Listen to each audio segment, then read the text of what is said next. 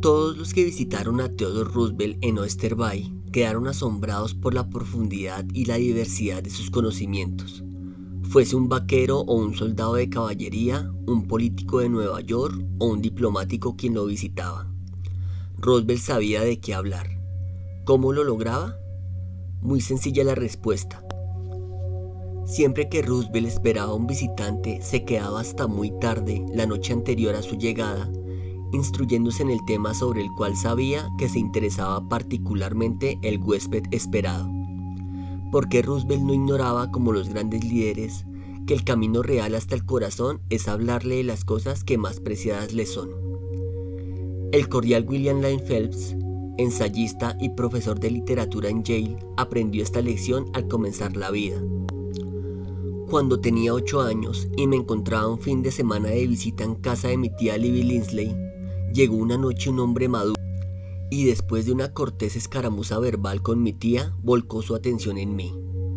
Por aquel entonces me entusiasmaban los botes y los barcos, y el visitante trató este tema de una manera que me pareció sumamente interesante.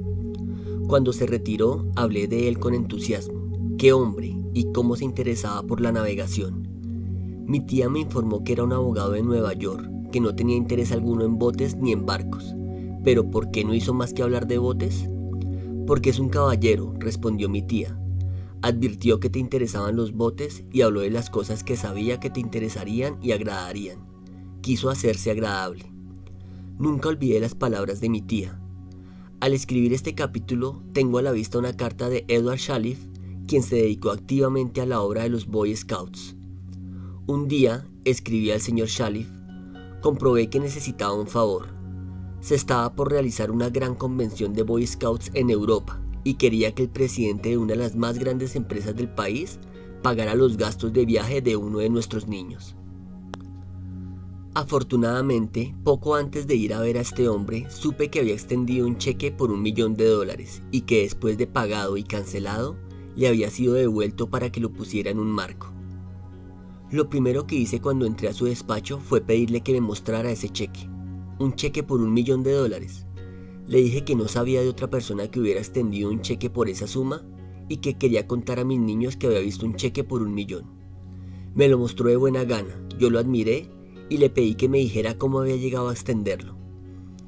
Ya habrá notado usted, ¿verdad?, que el señor Shalliff no empezó a hablar de los Boy Scouts ni de la convención en Europa, ni de lo que él quería. Habló sobre lo que le interesaba al interlocutor. Veamos el resultado. Por fin, el hombre a quien entrevistaba me dijo: ahora que recuerdo, ¿para qué vino a verme? Se lo dije, y con gran sorpresa mía, no solamente accedió inmediatamente a lo que le solicitaba, sino que concedió mucho más. Yo le pedía que enviara un solo niño a Europa y en cambio él decidió enviar a 5 niños y a mí mismo me entregó una carta de crédito por $1.000 y me pidió que nos quedáramos 7 semanas en Europa. Además me dio cartas de presentación para los jefes de sus sucursales, a fin de que se pusieran a nuestro servicio, y él mismo nos recibió en París y nos mostró la ciudad. Desde entonces ha dado empleo a algunos de nuestros niños, cuyos padres estaban necesitados, y no ha dejado de favorecer jamás a nuestro grupo. Pero bien sé que si yo no hubiese descubierto primero el interés principal de este hombre, y no le hubiera hablado de ello, no lo habría encontrado tan fácil de convencer. ¿Es valiosa esa técnica para emplearla en los negocios? Veamos. Tomemos el ejemplo de Henry Duvernoy, de la empresa Duvernoy e Hijos, una de las mejores panaderías de Nueva York. El señor Duvernoy quería vender pan a cierto hotel de la ciudad. Durante 4 años había visitado al cliente todas las semanas, asistía a las mismas fiestas que el gerente, le hablaba en todas partes, hasta tomó habitaciones en el hotel y vivió allí para tratar de hacer el negocio, pero todo sin resultado. Entonces, nos dijo el señor Duvernoy, estudié relaciones humanas y resolví cambiar de táctica. Decidí investigar qué interesaba a este hombre, qué despertaba su entusiasmo. Descubrí que pertenecía a una sociedad de hoteleros llamada Hotel Gritters. No solamente pertenecía a ella, sino que a merced de su gran entusiasmo, se le había llevado a la presidencia de la organización y también a la de la entidad internacional. En cualquier parte donde se efectuaran las convenciones, este hombre asistía siempre, aunque tuviese que volar sobre montañas o cruzar desiertos y mares. Así pues, apenas lo vi, al día siguiente, empecé a hablarle de la entidad. ¿Qué respuesta obtuve? Me habló durante media hora acerca de aquel tema, vibrante de entusiasmo.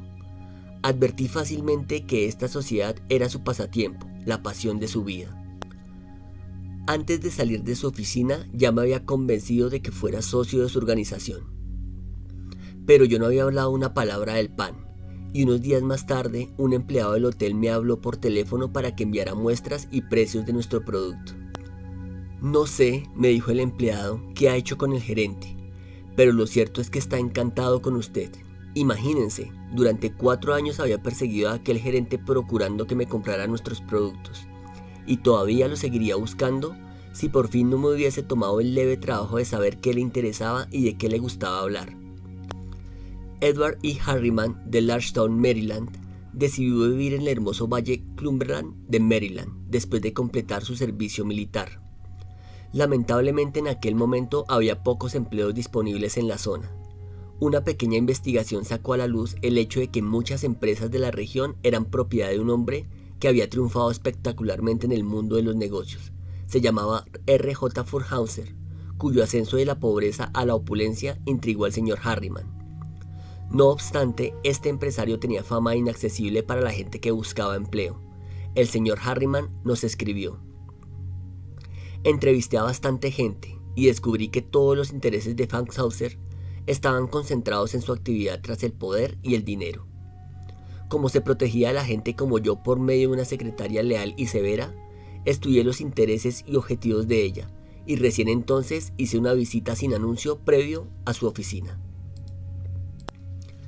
Desde hacía unos 15 años, esta mujer había sido el satélite que giraba en la órbita del señor Funkhouser. Cuando le dije que tenía una proposición para él que podía resultar en un crédito financiero y político, se interesó. También conversé con ella sobre su participación constructiva en el éxito de su patrón. Después de esta conversación me conseguí una cita con Funkhouser. Entré en su enorme e impresionante oficina decidido a no pedir directamente un empleo. El hombre estaba sentado detrás de un gigantesco escritorio y no bien me vio, tronó: ¿qué pasa con usted, jovencito? Señor Funkhouser, le dije, creo que puedo hacerle ganar dinero. Inmediatamente se levantó y me invitó a sentarme en uno de los sillones.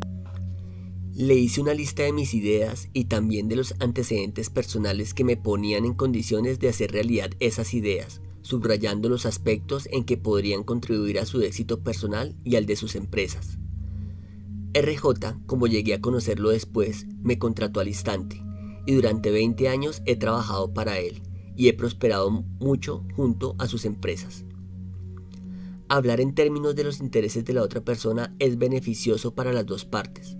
Howard Herzig, líder en el campo de las comunicaciones empresariales, siempre ha seguido este principio.